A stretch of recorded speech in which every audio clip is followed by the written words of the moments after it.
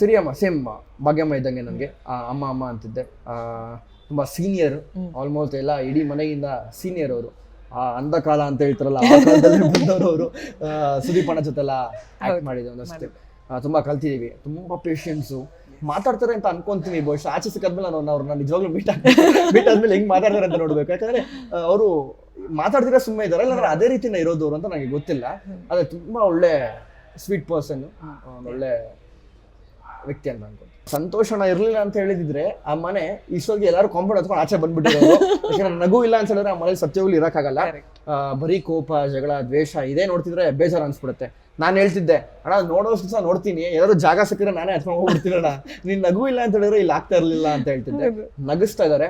ತುಂಬಾ ಒಂದು ಒಳ್ಳೆ, ಅದು ತುಂಬಾ ನಗ್ಸೋದು ಅನ್ನೋದು ಅಲ್ಲ, ತುಂಬಾ ಈಸಿ ಅಲ್ಲ, ಅದು ತುಂಬಾ ಕಷ್ಟ ಒಬ್ಬನ ನಗಿಸ್ಬೇಕು ಅಂತ ಹೇಳಿದ್ರೆ. ಯಾಕಂದ್ರೆ ಅದು ಅದರಲ್ಲಿ ನಮ್ಮ ತಂದೆ ಒಬ್ರು ಅದ್ರಲ್ಲಿ. ಯಾಕೆ ಅದಕ್ಕೆ ನಾನು ನಿಜವಾಗ್ಲೂ ಥ್ಯಾಂಕ್ಸ್ ಹೇಳ್ತೀನಿ. ಸಂತೋಷ ನನಗೆ. ಆ ಮನೆ ಒಳಗೆ ನೀವು 100 ದಿನ ಇರಿ, 100%. ನಂಗೆ ತುಂಬಾ ಖುಷಿ ಆಗುತ್ತೆ. ಗೆದ್ಕೊಂಡ್ಬಂದ್ರೆ ನನ್ನಷ್ಟು ಖುಷಿ ಪಡೋನು ಯಾರು ಇರಲ್ಲ ಅಂತ ಹೇಳ್ತೀನಿ. ಸಂತೋಷಣ್ಣ ಮಾತಾಡ್ತಿದ್ದಾರೆ, ನಾನಿದ್ದಷ್ಟು ಸಹ ಮಾತಾಡಿಲ್ಲ, ಯಾಕೆ ಅಂತ ಗೊತ್ತಿಲ್ಲ. ಅದಾದ್ಮೇಲೆ ಮಾತಾಡಕ್ಕೆ ಸ್ಟಾರ್ಟ್ ಮಾಡಿದ್ರು ಸಡನ್ ಆಗಿ. ನಾನು ಪ್ರತಿ ಹೊರಡೆ ಇದ್ದಾಗ ಹೇಳ್ತಿದ್ದೆ, ಅಣ್ಣ ನಾನು ನೀನು ಇಲ್ಲಿ ಒರಿಜಿನಲ್ ಮಾತಾಡ್ಬಿಟ್ರೆ ಹೊರಡೆ ಇದ್ದಾಗ ಇಲ್ಲಿ ಯಾರು ತಡ್ಕೊಳಲ್ಲ, ಓಡೋಗ್ಬಿಡ್ತಾರೆ ವಾಪಸ್ಸು, ನಮ್ಮಿಬ್ರು ಮಗಳು ತಡ್ಕೊಳಕ್ ಆಗಲ್ಲ, ಸ್ಟ್ರೈಟ್ ಫಾರ್ವರ್ಡ್ ಮಾತಾಡ್ತೀವಿ, ಓಪನ್ ಆಗಿ ಮಾತಾಡ್ತೀವಿ ಅಂತ ಹೇಳ್ತಿದ್ದೆ. 4ನೇ ವಾರ ಆದ್ಮೇಲೆ ಮಾತಾಡಕ್ ಸ್ಟಾರ್ಟ್ ಮಾಡಿದ್ದಾರೆ. ಇವತ್ತು ಅವ್ರು ಸ್ಟ್ಯಾಂಡ್ ನಿಂತ್ಕೊಂಡಿದ್ದಾರೆ. ಚೆನ್ನಾಗಿ ಅನ್ಸುತ್ತೆ. ಅವ್ರ ಭಾಷೆ ಎಲ್ಕ